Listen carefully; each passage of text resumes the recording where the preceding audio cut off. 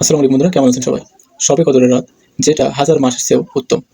তো একজন মুমিনের কাছে এই শবে কদরের রাত একটি অতি গুরুত্বপূর্ণ একটি রাত, যেটা আহ, রমজানের পরে শেষের দশকে একজন মুমিন তালাশ করে।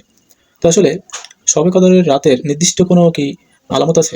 আমরা তো জানি 21, 23, 25, 27 এবং 29, এই 5টি রাতে যে কোনো একটা রাতে শবে কদর হতে পারে।